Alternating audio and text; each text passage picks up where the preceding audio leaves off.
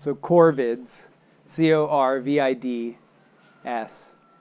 So a corvid in North America, we have the crows, the ravens, and all the jays. There's different jays and different crows. And then more magpies.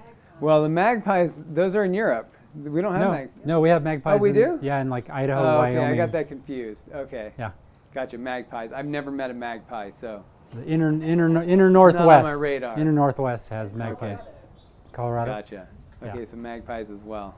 Mm-hmm. Oh, that's interesting. Yep. Yeah, Montana.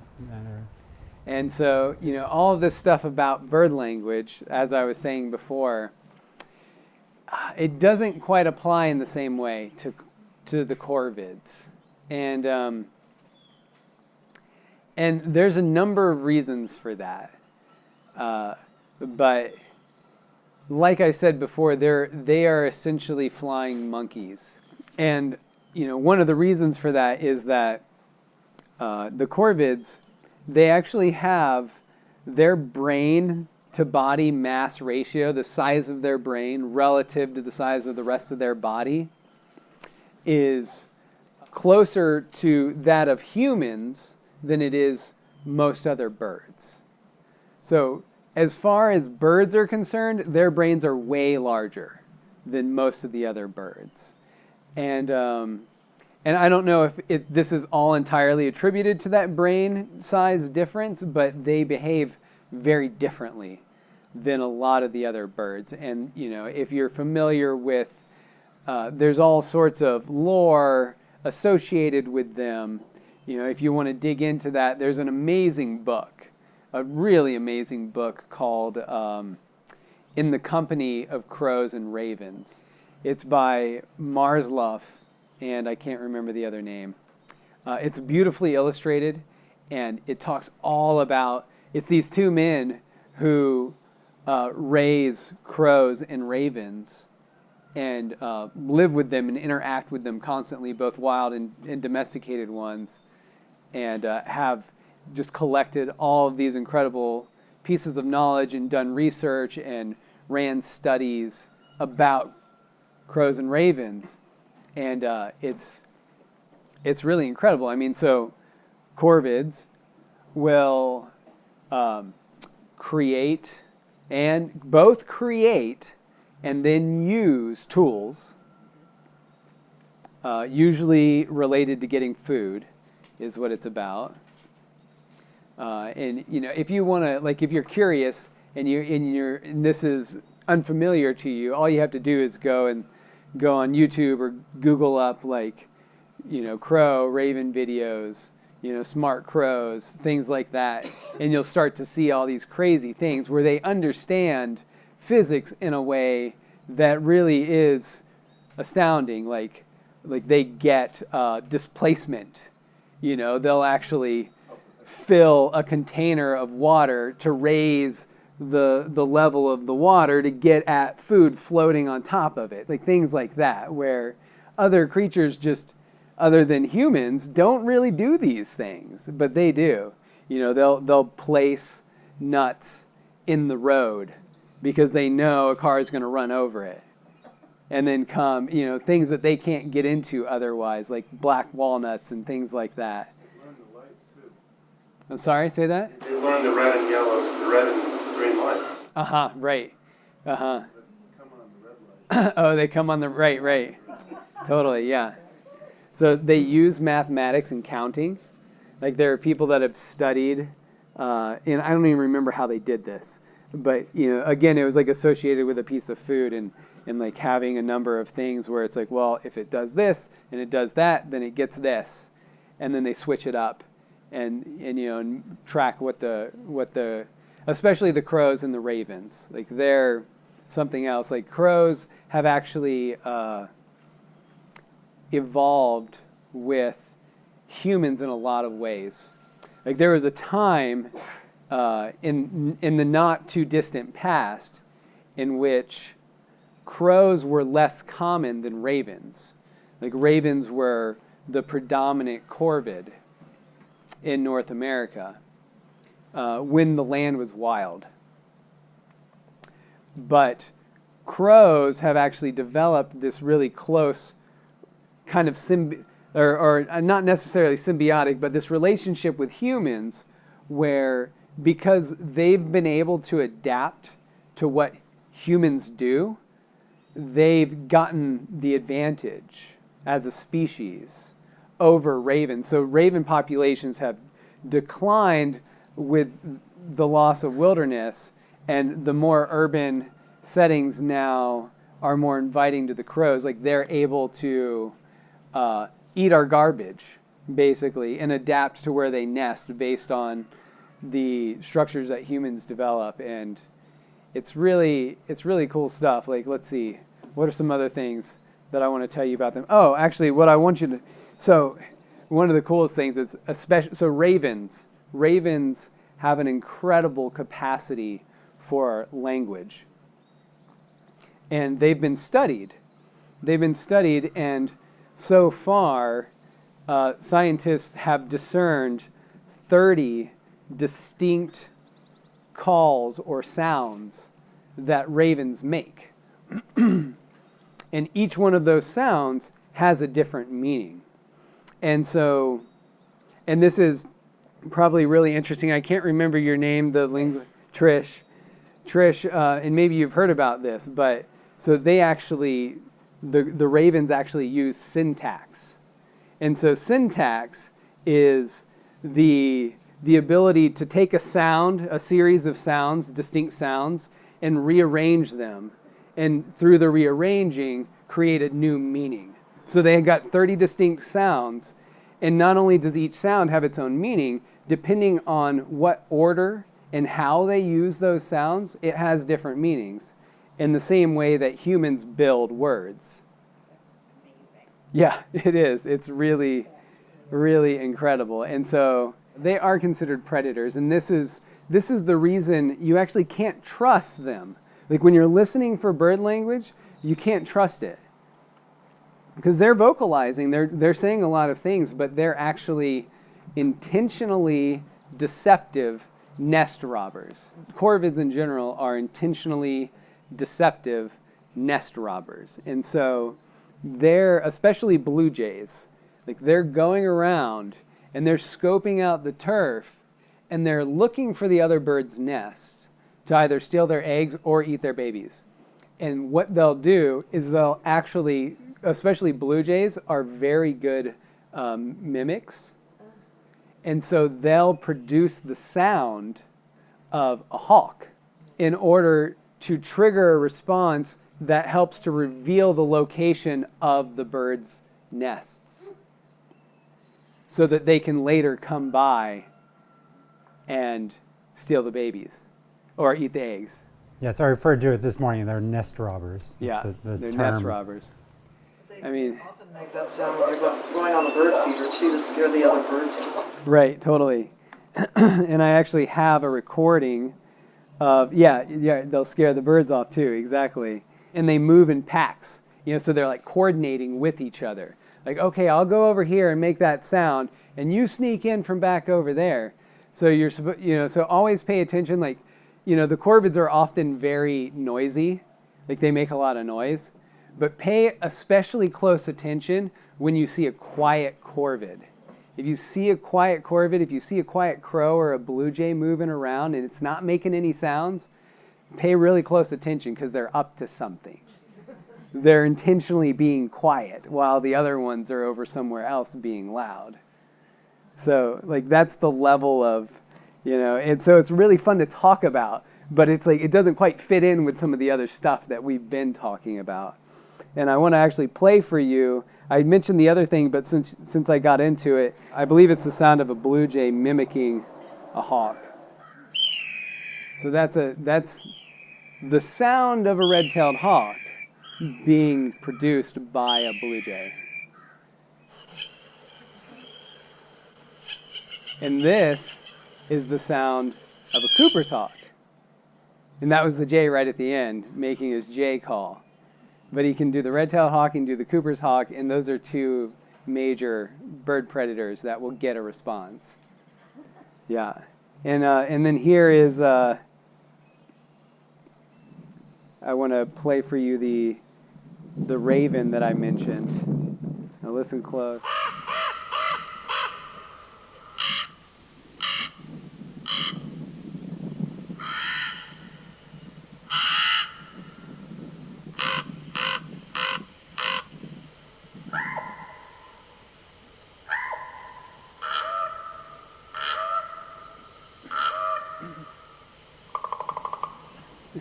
That's my favorite.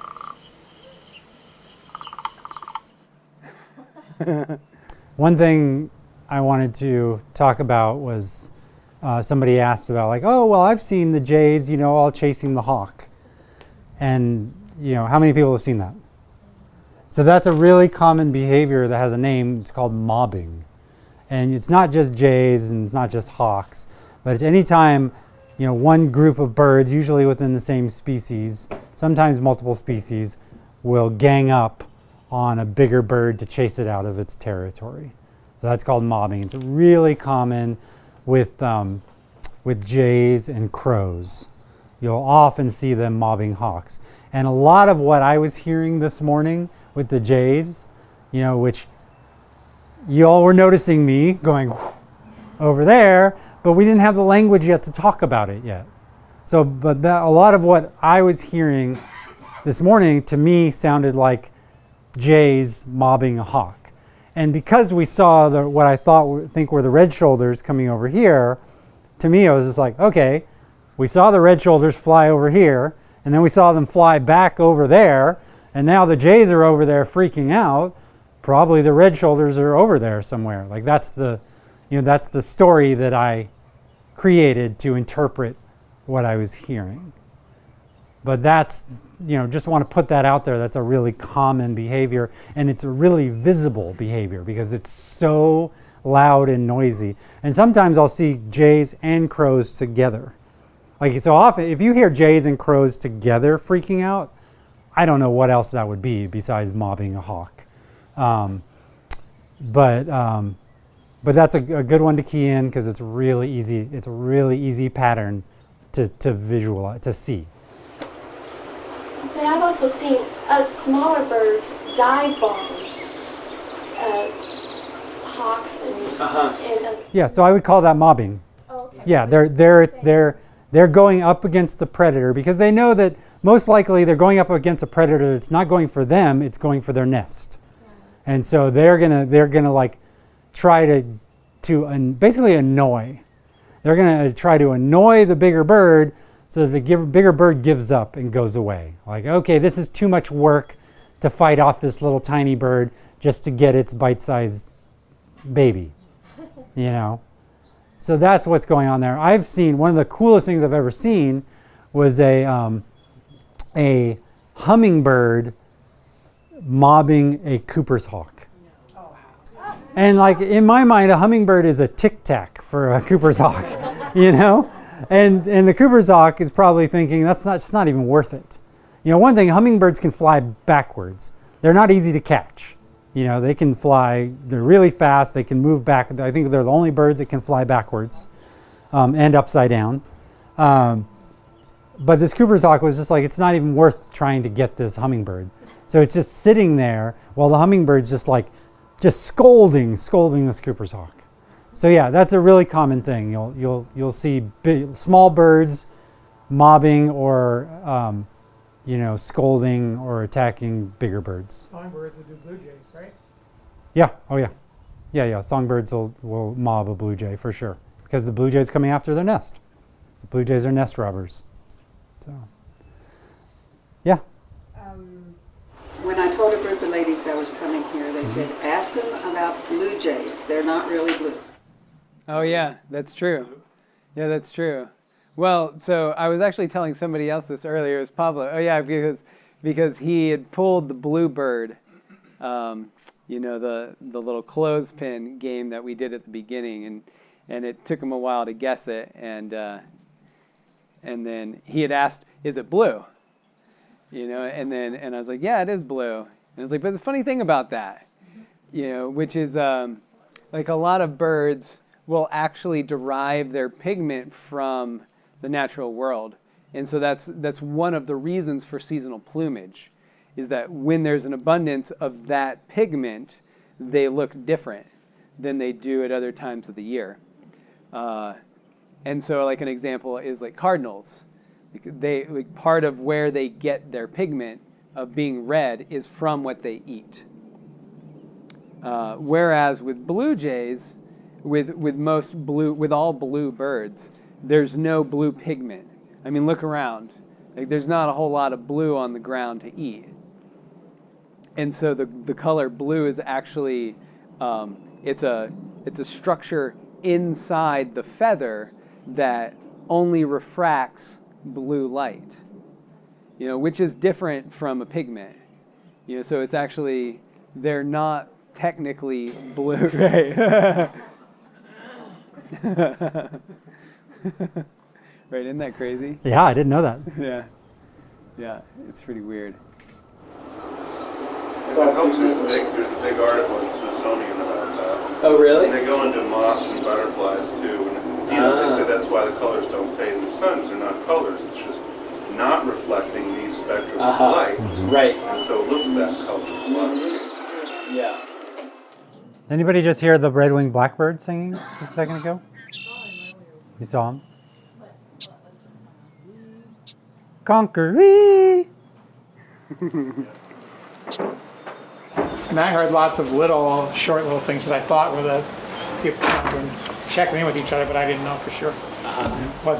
It wasn't real high pitched, but it was not real low either. So possible companion calls going back and forth. Cool. There was also one that sounded like when you said the robin was doing the light call, not the heavy call. But then it kind of, there would be a few of them and then in a row, and I didn't know if it was actually a different kind of bird song or if it was, because it sounded just like what you would done with the robin, but I couldn't tell if it was alarming or if it was somebody had a different kind of song. It did kind of a. So you were hearing the tut tut? Yeah. Tut tut tut. Cool. Their regular cardinal song. They were singing. Yeah, the. So you classify that as song? Well, part of a song. There you go. Or like it's not the little chip call that you were doing earlier, but it's sort of like a territorial. I'm here. Yeah. So like song. Yeah. Yeah. So, but as far as grouping it, so I guess what I'm asking is like, what group are we putting this sound in? That into territorial. Territorial, the song? Not the whole song, just that. Like they just do that every once in a while, but nobody's responding to them when they do that. It's sort of like I'm here. Yeah. So I would classify that as song. As a song. Yeah. So songs declare a territory and attract a mate. Okay, so I would have said it was territorial. Well, so yeah, so that's a good confusing thing. Is like song can be territorial, but that other voicing that we're talking about was territorial aggression. That's different than just singing to claim a territory. So territorial aggression is a sound that's specifically, you're in my territory, get out. And that's different than a song that's saying, hey everybody, this is my territory. And so I could see how you could get confused, but they're actually two different things. Yeah, they're two different sounds. Is there a big difference between birds, which ones spend their times doing? Like, it sounds like cardinals are a lot of companion calling, but others would spend their time in song more? I mean, when you're hearing them, most of their free time, if it's not something going on, would it be mostly song? Or? You know, that's going to change. That's going to vary from species to species. There's some birds that will sing all day long, and some birds will only sing for a few hours in the morning, and then a short period of time at sunset, but they don't sing the rest of the day. And there's some birds that sing all year round, and some birds that only sing in the spring. So, you know, there is no one way. It's like it's different for every species, and it might be different for, you know, each family unit within a species might do something differently. And it probably also has to do with ecological pressures. What's going on in their area that's either causing them to sing or to not sing. If there's a higher rate of predatorial behaviors, there might be more reason to be quiet. Or if you're the birds of paradise, there's a whole group of birds in Papua New Guinea called the birds of paradise that have no natural predators. So their number one evolutionary trait is mating.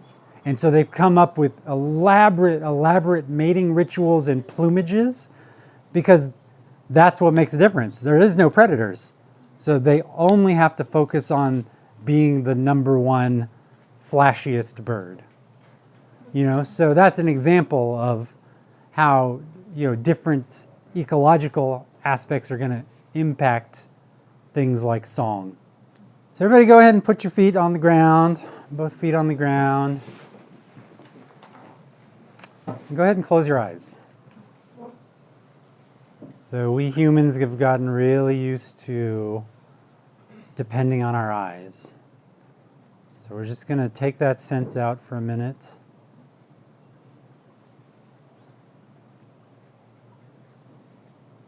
Now I want you to see what's the furthest thing away that you can hear, or what's the quietest sound that you can hear.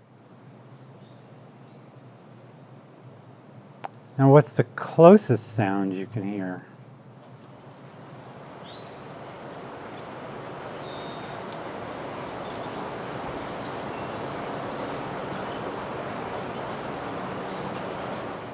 Can you feel the breeze on your skin?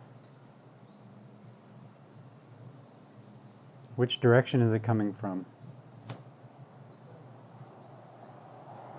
You just don't have to say it out loud. Just feel which direction it's coming from. How strong is that breeze? Perfect.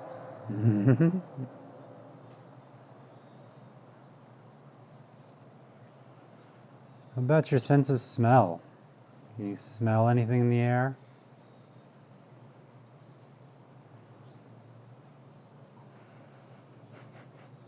Go ahead and pretend you're a dog and take a bunch of sniffs in.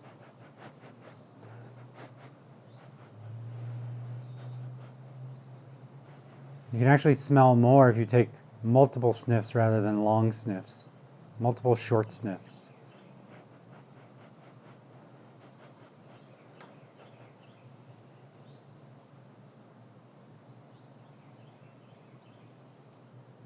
Now go ahead and listen to those birds out there.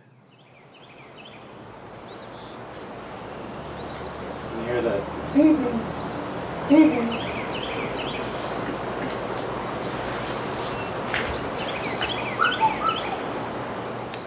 Now go ahead and open your eyes. And what's the furthest thing away that you can see?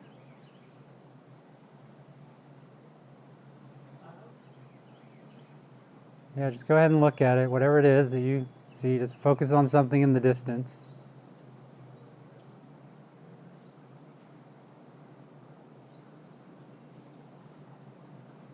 Now, what's the closest thing you can see?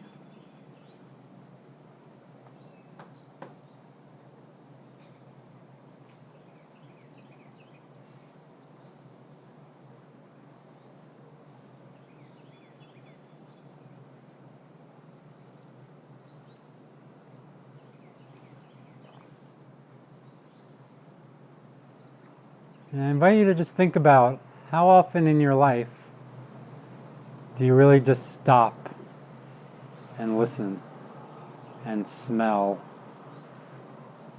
and feel the wind on your skin? And what does that feel like? Is it enjoyable? How do you feel after that? Anybody? Do you feel relaxed? Is that what I heard? Uh-huh. Anybody find it difficult to stop chatter in their head and actually focus on their senses? Oh, good. Good mindfulness. Sweet. I was surprised at how there was quite a period of no bird songs. Yeah, I was going to ask you that. Does anybody notice the difference between now and this morning when we got here? Yeah, it's a lot quieter, huh? Yeah. It's actually one of the challenges in teaching this class is that we lay it all down for you. It's like, okay, here's the 5 voices, and you're ready to listen, and then it's quiet. Because, yeah, there's this lull in the afternoon, kind of siesta time, the hottest part of the day. The bird activity tends to drop off a lot, and then it'll pick up again around dusk. We wanted to try to just provide you with some examples. Like you went out and you listened, and it's like, well, maybe I heard what I think I heard. Maybe I think I did, but I don't know. So I actually have here some recordings of the different voices.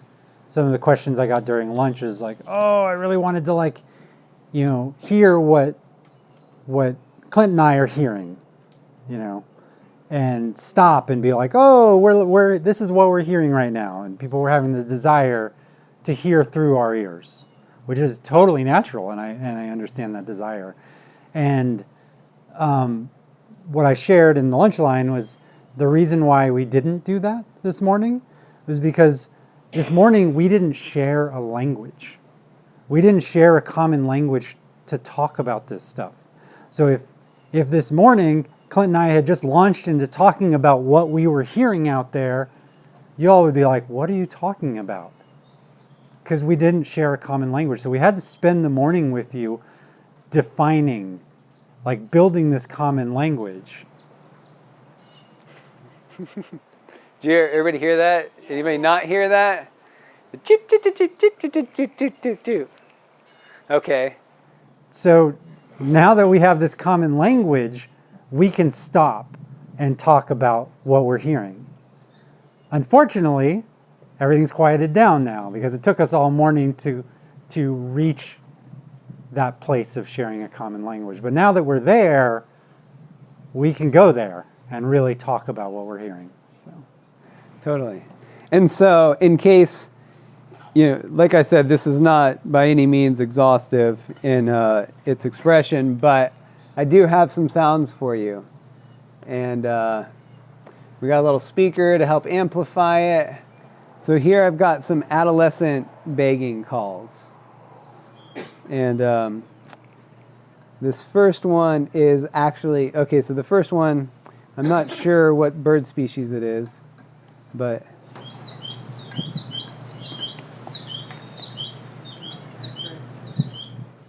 the adolescent begging. It's like incessant, repeated. They just kind of keep going. Feed me, feed me. Here's another example.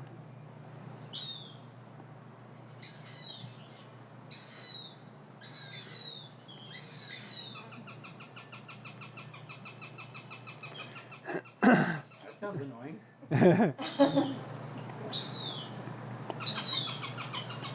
Well, there's 2 sounds happening there. The tss, tss, tss. Any guesses who that is? I'll tell you, but any guesses? Yeah, that's a Cooper's hawk, actually. So those are Cooper's hawk babies saying, feed me, songbirds. And that's the Cooper's hawk adult. That's their, I don't know if you'd call it a song. I'm not sure. It's probably a call. Could you play it again? Sure, yeah. So you're saying we're hearing the adults in there? Yes. The high-pitched one is the adolescent begging. And then that is the adult Cooper's hawk. Yeah, because that makes sense. Like when the adult's talking, the baby's listening, like, oh, maybe I'm going to get fed. And then the adult stops, and it goes back to, yeah. Cool, so there you go. That's a good sound to log in your mind, especially that Cooper's hawk, because they're all over the place. They're a common bird. So chances are there's one nesting on this property. Okay, let's see here. Next.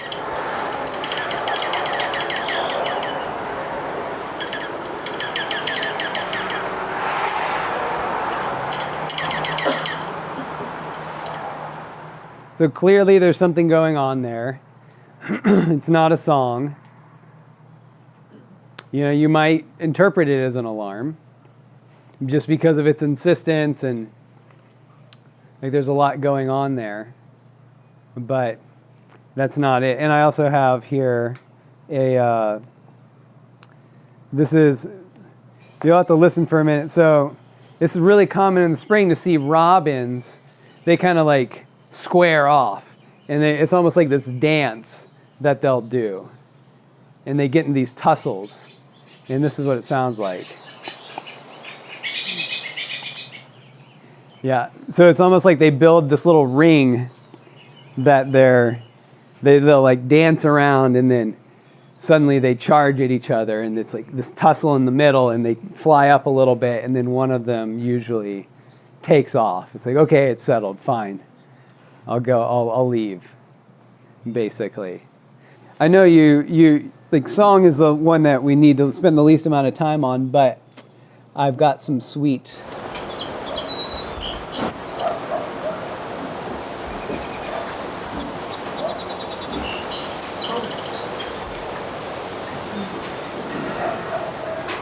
Any guesses who that was? Song Sparrow. Mm-hmm. Yeah, Song Sparrow. And there's actually been one singing right over here the whole time since we got back from lunch. Yeah. I'm going to play it one more time because it's a really common one, but the Song Sparrow can be really, it's like this plateau you got to get over. It's a hump. It's a, when you're first like learning to identify bird songs, it's elusive, but they're all over the place.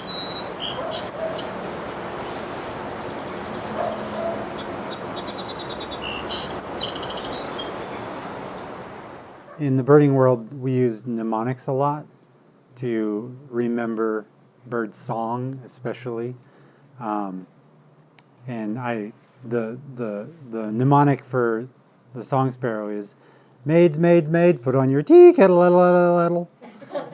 And it's generally, there's a lot of variation in the song sparrow, but it's generally like 3 notes and then a series of other things. So it's like, but it's like, if you can hear those first 3, 1, 2, 3, do, do, do, do, do, do, do, do, you can generally hone in on the song sparrow. And I really struggled when I first got into bird language, separating the Carolina wren from the cardinal. Because to me, they're very similar, and they both have like incredibly loud voice to body size. Carolina wren is a tiny bird and has one of the biggest voices in the bird in the songbird world. And one general rule of thumb, doesn't always work, is that the cardinal often has a 1 2 1 2 1 2 1 2 1 2 1 2, and the Carolina wren is often 1 2 3 1 2 3 1 2 3 1 2 3. It's a rule of thumb. It's not always perfect, but that was a handle that I held on to when I was first trying to separate those 2 birds. And they both have a lot of variation of song. So one of my favorites with the Carolina wren is we need you, we need you, we need you. We need you, we need you, we need you.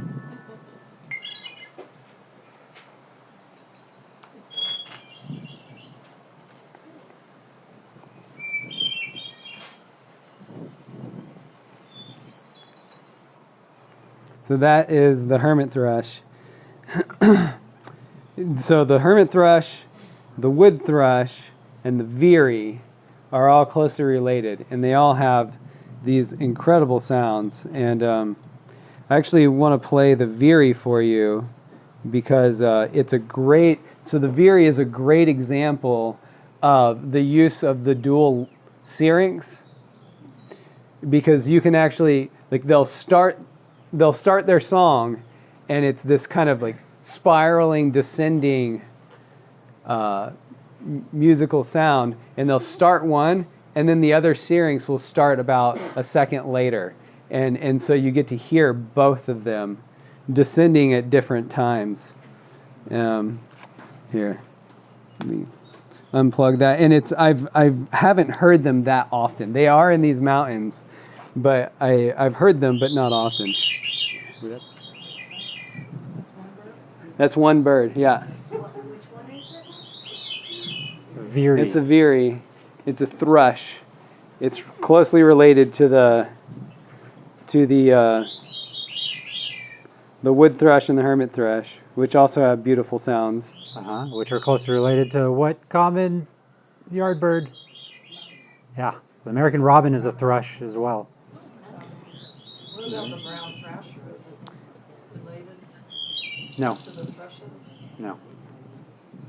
We'll get there in a minute. It's in a family called the mimids. And this is the wood thrush. So they've all got these kind of like magical, and honestly, recordings don't do it justice.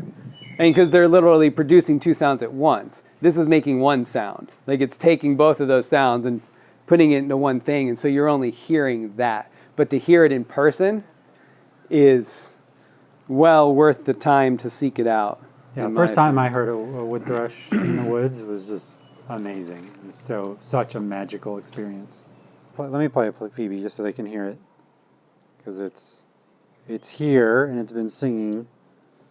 Phoebes are really common around houses and buildings, and you'll often see them. They'll move around their territory and come pretty close to humans and pretty close to houses, and yeah, right there.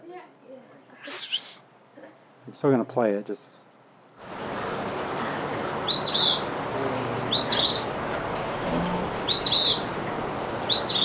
Yeah, is it here?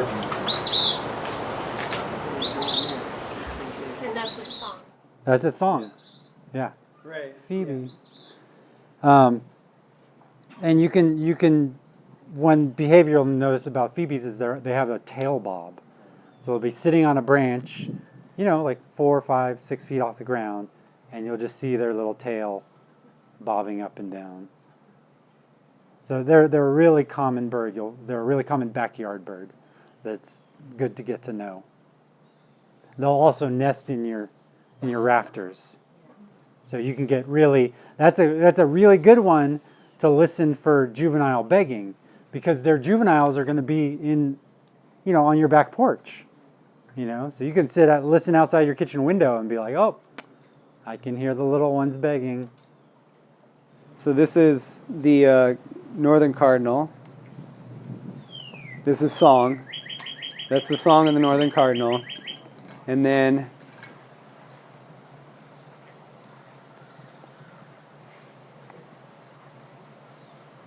so that sound is, so the northern cardinal is interesting because that was more insistent than what I generally equate to a companion call. A companion call, there's a lot more time in between the calls if it's baseline. But the funny thing about a cardinal is that their alarm is the same sound. It's just more rapid and insistent. So that sound was almost like halfway between the companion call and alarm. Like that was almost like a, hey, what's going on? Where are you? Like, respond to me. Does that make sense?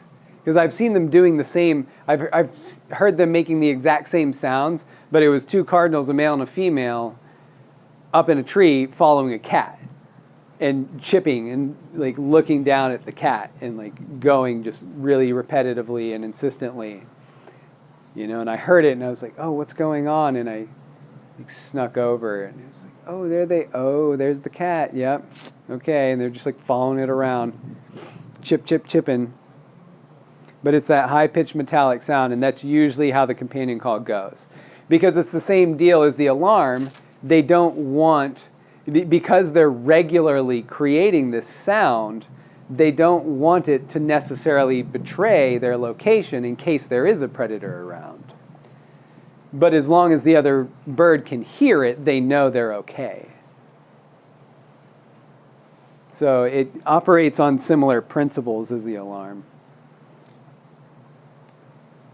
Okay, and let's see. I got some alarm sounds for you. So this is classic scolding.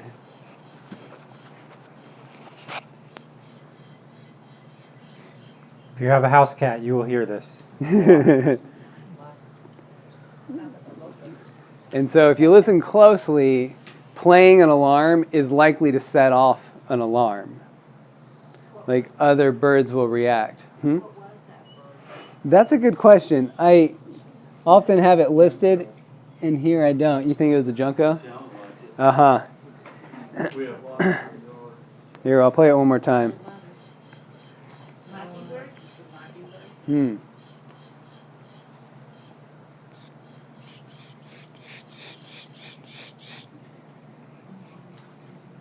Our inner desire is to identify this bird. But what's more important is what's it saying. You know, we don't need to know what bird is saying this to know, like, oh, there's a cat. There's a house cat around here somewhere.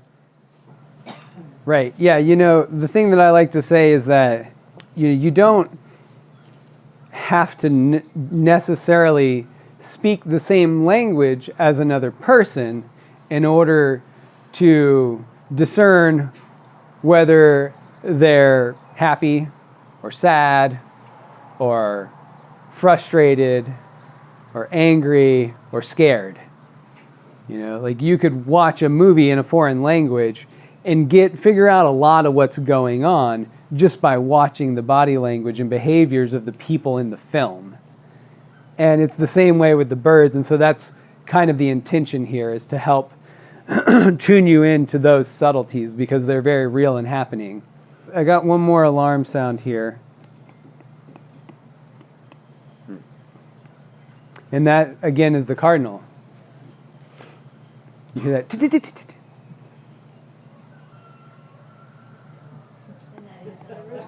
Right, and that's an alarm. Right, that's super confusing, right? Yeah. Uh-huh. Yeah. Yeah, that's another one to me. It would be like, okay, is there a house cat here? That would be my first thought. If I heard that sound, first thought would be, is there a house cat here? Would most birds react the same way to a dog? Or did it? Great question. Great question. So birds, how I said earlier, they know individuals. Birds can identify individual humans, and they can also identify individual dogs. So dogs tend, primarily don't go after birds to eat them, but they do want to go sniff them or see what they're up to. So, with a common house dog, domestic dog, the birds want to warn everybody, hey, that dog's around, but it's not necessarily fear-based. It's like, that annoying dog is here again. Like, oh, hey, heads up, everybody. That annoying dog's here. It's not going to hurt you, but sure is annoying. It just runs around not paying attention. Kind of like those humans. And it'd probably get you if it could, but Yeah. It's coming, so just hop up on the branch. And related to that is the birds also can tell the difference between like individual house cats. Oh, that house cat is a accomplished predator of songbirds. Oh, that other house cat, they think it can't even jump 2 inches, And birds know this. They know individual cats, and so their alarm will change accordingly. Mild threat, very big threat, and the alarm will reflect that. What's that sound like? Hairball. Sorry.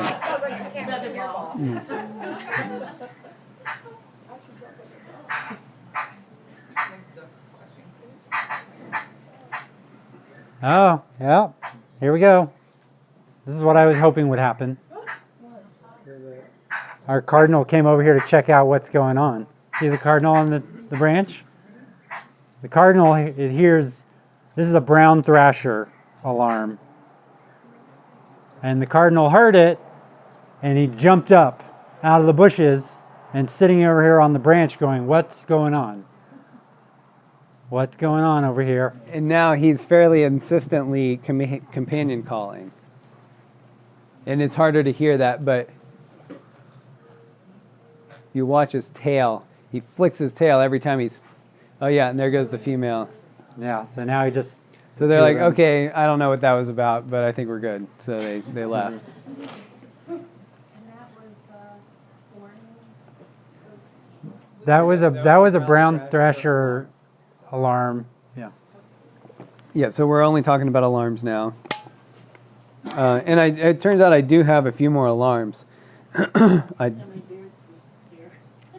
that? So many birds we can scare. So let's see, Yeah. I think this is a robin. Yeah, and I mean, that's a good point. Like, we're doing this now because it's like instructive, but it has an impact. We are having an impact on these birds. They are going into fight or flight. You know, they're being emotionally impacted. Like, something's wrong. We got to check this out. You know, and so we wouldn't do this lightly. I wouldn't just go around there. And I have been on Audubon walks where they will play an owl call. You know, they'll play a screech owl call just to rile up the birds so that they come up out of the underbrush so that the birders can see them. I did not feel good about that. You know, I'm just like, ugh. Even though that's what I'm doing in this instance, but I'm doing so very like conservatively.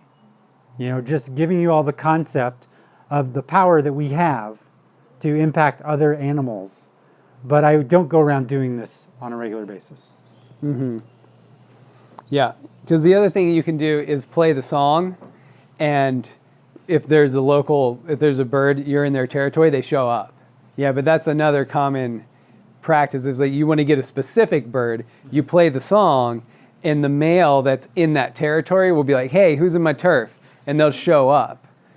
And a lot of times, I don't think that's a big deal because especially after the spring, they're fairly secure in their territory, and so they're just reasserting it. But in the early spring, you could actually scare them off. You know, they would, oh, I'm in somebody's turf, I better get out of here. You know, that might be the response. So let's see, what do we got? Here we go, American Robin. That whoop. You heard that sound? Yeah, so that's more of like scolding level. Like the tut is, you know, like a single tut is the annoyance, like, hey, what are you doing? And then once you get more insistent tuts and then the whoop, whoop, that means like, hey, everybody look out, something's going on. Let's see, we got a black-capped chickadee, that's what that is.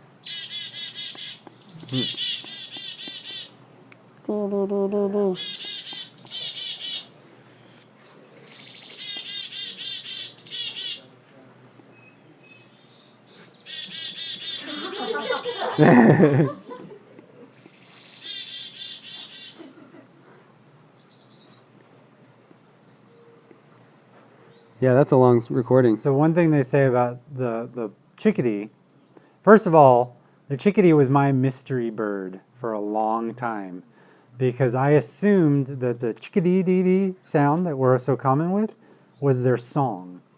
But it's actually not their song. It's their call. It's their companion call. And their song for the Carolina chickadee is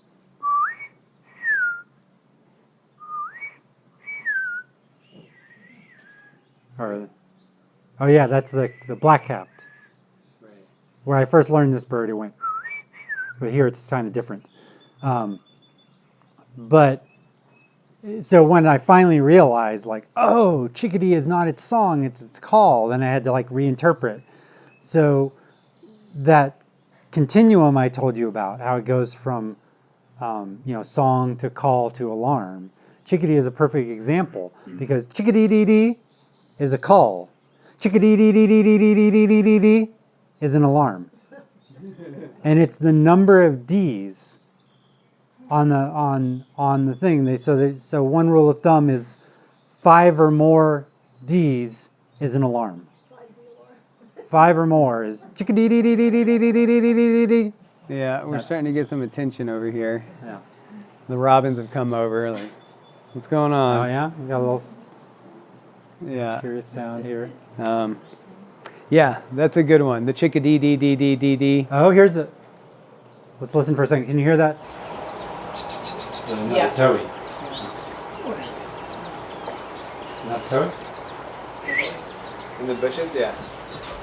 There's something else. Yeah, hear this here. Oh, okay. So, yeah, so there's a song sparrow down here attacking the bumper of the pickup truck. Because that's an example of territorial aggression, actually, because it doesn't realize it's a mirror image, and so it's like, I think it stopped, but yeah, I mean, maybe a couple people saw that. It was actually flying up and hitting the bumper of the pickup truck. Yeah, there it's going again. I think it's a song sparrow. Yeah. I think that's the same bird I've been seeing flying into the bank. It's got a nest right near that. Oh, interesting. Yeah, there it goes. Back at the bumper. Yeah. Like, get out of here. So if you focus your ears now over here towards the tree line, can you hear that? Yeah.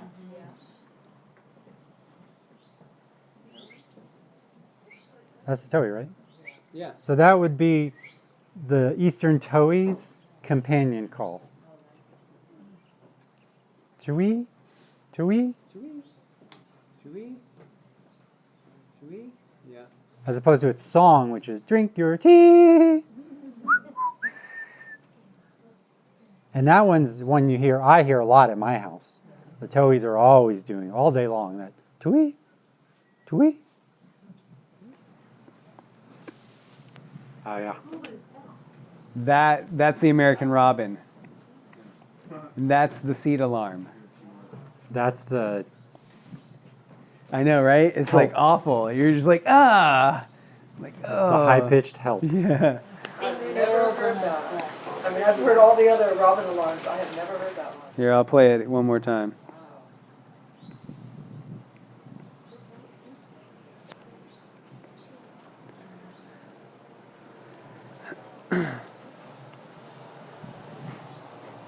I'm paying attention to see how the birds are reacting. Okay. Yeah, a little bit. You hear the alarm going off now? Like Cardinal Alarm? Well, and there's a robin out here tutting away. So it brought up a little bit of alarm. Not huge, but... So we're going to go down onto the grass now and do a few little activities on the grass.